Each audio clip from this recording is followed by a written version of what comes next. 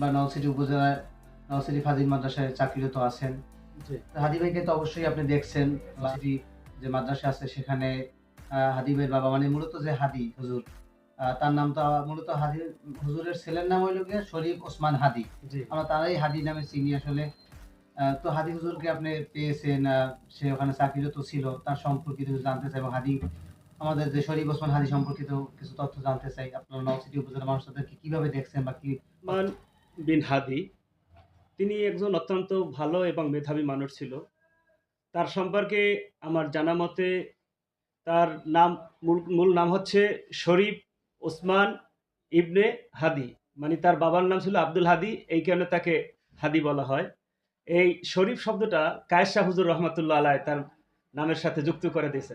এই কারণে শরীফ শব্দটা সে যুক্ত করেছে। শরীফ ওসমান বিন হাদি আমাদের নলছিটি ইসলামিয়া ফাজিল মাদ্রাসায় ২ বছর প্রথমে প্রাথমিক লাইফে পড়াশোনা করছে। যেহেতু তার বাবা অত্র মাদ্রাসার অ্যা উপাধ্যক্ষ ছিলেন, ভাইস প্রিন্সিপাল ছিলেন। তিনি এখান থেকেই হাতেখড়ি শুরু করে পরবর্তীতে সে নেসারাবাদে পড়াশোনা করেছে। নেসারাবাদ থেকে আলিম পাশ করে তিনি ঢাকা ইউনিভার্সিটিতে রাষ্ট্রবিজ্ঞান বিভাগে আ পড়াশোনা করেছে। তিনি ছাত্র জীবন থেকেই আসলে তিনি এক বিপ্লবী চেতনার মানুষ ছিল। তার ভিতরে ছিল যেমন উদ্যম, অন্যায়ের প্রতিবাদী, তিনি মানুষকে ভালোবাসতেন, দেশকে ভালোবাসতেন। ন্যায়ের পক্ষে তিনি সবসময় অবস্থান করতেন। অন্যায় করলে সে প্রতিবাদ, সে যেই করুক অন্যায় তার প্রতিরোধ তিনি গড়ে তুলতেন। তার সর্বশক্তি ব্যয় করতেন।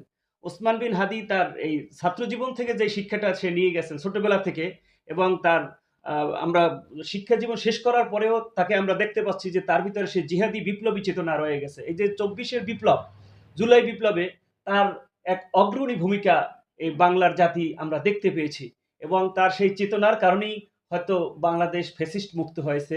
আর সেই কারণেই হয়তো ফ্যাসিস্টের দোসর যারা ছিল তারাই তাকে হত্যার ষড়যন্ত্র করেছে। ওসমান বিন হাদি এবং তার বোন আমার সহকর্মী মাসুমা ম্যাডাম, তিনিও এক বিপ্লবী। তার কথায়ও তিনি সবসময় অন্যায়ের প্রতিবাদ করেন, ন্যায়ের পক্ষে থাকেন, এবং যথেষ্ট আন্তরিক মানুষ। এবং তার বড় ভাই ডক্টর আবু বকর সিদ্দিক, সেও আমার কলিগ। আমি যেহেতু নিসারাবাদে চাকরি করছি ১৪ থেকে ১৮ সাল পর্যন্ত, তখন আবু বকর সিদ্দিক হুজুর নেসারাবাদে চাকরি করতেন। এখন সে বাগী আলামিন কামিল মাদ্রাসার অধ্যক্ষ হিসেবে আছেন। তিনি অত্যন্ত ভালো মানুষ, ভালো আলোচক, এবং সৎ ব্যবহার সবার সাথে করে, এবং সেও ন্যায়ের পক্ষে কথা বলে, অন্যায়ের বিরুদ্ধে কথা বলে। আর ওসমান বিন হাদির তিনি এমনই এক বিপ্লবী চেতনা, যেটা বিশ্বের মানুষের মাঝে এখন শুধু বাংলাদেশ নয়, বিশ্বের মানুষের মাঝে তিনি ইতিহাস সৃষ্টি করেছেন। কারণ আমরা জানি যে জাতিসংঘের মহাসচিব তিনি কিন্তু ওসমান বিন হাদির মৃত্যুতে শোক জ্ঞাপন করেছে, তার শোক সন্তপ্ত পরিবারের প্রতি সমবেদনা জ্ঞাপন করেছেন, এবং সুষ্ঠু এবং নিরপেক্ষ তদন্তর বিষয়টি তিনি বাংলাদেশ সরকারকে জানিয়েছেন। তাহলে আমরা জানি ওসমান বিন হাদি শুধু বাংলাদেশেরই রত্ন নয়, সে বাংলাদেশেরই গর্ব নয়, সে এখন বিশ্বের গর্ব। আর নলছিটি ওসমান বিন হাদির কারণে আজকে বিশ্বের মাঝে একটি পরিচিত স্থান হয়ে গেছে। শুধু বাংলাদেশ নয়, বিশ্বের মানুষ এখন জানে ওসমান বিন হাদির বাড়ি কোথায়, ঝালকাঠির নলছিটিতে। আর আমাদের নলছিটি মাদ্রাসার পাশেই খাসমহলে তার বাড়ি। আর তার ফ্যামিলিগতভাবেই তারা এক ধার্মিক পরিবারের, এবং তার বাবার সাথে সারসিনা দরবার, নেসারাবাদ দরবারের ভালো সম্পর্ক ছিল, ভালো আলেম ছিল। এবং ওসমান বিন হাদি, তার থেকে আমরা অনেকগুলো জিনিস শিখতে পাই। যেমন তিনি অন্যায়ের প্রতিবাদ করেছেন, ইনসাফ প্রতিষ্ঠার জন্য তিনি বলেছেন প্রয়োজনে আমার জীবন যাবে, তবু আমি অন্যায়ের কাছে মাথা নত করব না। তিনি আধিপত্যবাদ বিরোধী সংগ্রামে তিনি ছিলেন অগ্রণী সেনানায়ক। আর বলেছেন কোন একদিন হয়তো এই প্রতিবাদ করতে গিয়ে কোন এক মিছিলে হয়তো আমার জীবন চলে যাইতে পারে, তবু আমি এর থেকে পিছপা হব না। তিনি, আপনারা জানেন যে ঢাকা ৮ আসন থেকে নির্বাচন করতে চেয়েছিলেন। তবে নির্বাচন এমনই করা উচিত, যেটা আমরা হাদির মাধ্যমে দেখতে পেয়েছি, যে আমরা জানি যে মন্ত্রী হওয়ার জন্য, এমপি হওয়ার জন্য মানুষ লক্ষ লক্ষ টাকা ইনভেস্ট করে।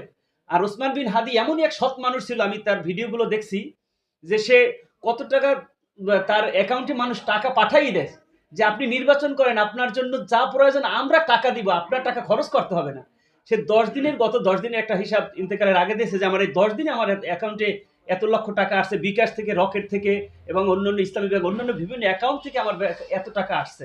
মানে মানুষই তাকে টাকা দিয়ে নির্বাচন করাচ্ছে, সে ভোট কিনে তারপরে মানুষের কাছে এই করতেছে না। তাই এরকমেরই হওয়া উচিত। অথচ আমরা ভোট কিনে মানুষের মন জয় করতে চায় টাকা দিয়ে, অথচ মানুষ তাকে মন জয় করছে টাকা। আমরা নওসিটি এলাকার কিছু মানুষের সাথে কথা বলে জানতে পেরেছি যে তারা অনেকেই চাইতেছে তার বোন মাসুমা জি। সে যেন ওই ৮ আসন থেকে নির্বাচন করে। এই বিষয়ে আপনি কিভাবে দেখছেন? এটা ভালো, কারণ ওসমান বিন হাদির জন্য শুধু ঢাকা ৮ আসন নয়, সারা বাংলাদেশের মানুষের এখন অন্তর কাঁদে। যেমন আমাদের প্রফেসর ডক্টর ইউনুস, বাংলাদেশের প্রধান উপদেষ্টা, তিনি বলেছেন, তুমি আমাদের হৃদয়ে দয় করেছো, তুমি আমাদের হৃদয়ে থাকবে যতদিন বাংলাদেশ থাকবে।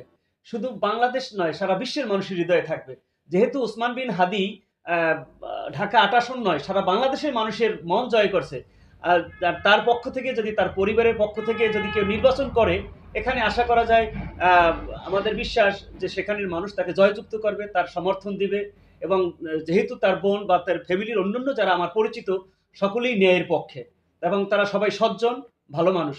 তারা যদি নির্বাচনে আসে, আশা করা যায় ঢাকা ৮ আসন থেকে তারা জয়ী হতে পারবে ইনশা আল্লাহ। উনি ইন্তেকাল করলো ১ সপ্তাহের বেশি হয়ে গেল। এখন পর্যন্ত যে সন্ত্রাসীদের গ্রেফতার করতে পারল না। এই বিষয়ে আপনার মতামত কি? এর জন্য আমরা খুবই মর্মাহত। বাংলাদেশের আইন শৃঙ্খলা পরিস্থিতি খুবই নাজুক, কারণ একটা মানুষকে দিন দুপুরে প্রকাশ্যে দিবালোকে এরকমের হত্যা করে পালিয়ে যাওয়া, এইটা কল্পনা করা যায় না যে বাংলাদেশের মতো একটা দেশ এভাবে পালিয়ে যায়। অথচ সেই সন্ত্রাসীর এখন পর্যন্ত গ্রেপ্তার হয় নাই। গোয়েন্দা বাহিনী এরকম কোনো তথ্য দিতে পারে নাই, কেন, কিভাবে, কখন এরকমের হত্যা করা এই হইবে তাকে। হত্যার সাথে কি কোনো রাজনৈতিক দলের হাত আছে মনে করেন? এটা আমরা বিভিন্ন মিডিয়ার মাধ্যমে জানতেছি যে হয়তো এর পিছনে রাজনৈতিক কোনো থাকতে পারে। বিভিন্ন আমরা ক্লু পাচ্ছি। যদি সঠিক তথ্য আমাদের জানা নেই, তারপরে বিভিন্ন তথ্য পাচ্ছি পিছনে রাজনৈতিক নেতারা হয়তো জড়িত থাকতে পারে। জড়িত থাকতে পারে। আল্লাহু আলাম, আল্লাহই ভালো জানেন। তবে আমরা বিভিন্ন মিডিয়ার মাধ্যমে যেটা জানতে পাচ্ছি যে এর পিছনে হয়তো রাজনৈতিক বিভিন্ন নেতার হাত রয়েছে। আমরা চাই দ্রুত অপরাধীদেরকে, অপরাধী যেই হোক তাদেরকে ধরে গ্রেপ্তার করে আইনের আওতায় আনে, তাদের উপযুক্ত শাস্তি দেওয়া হোক।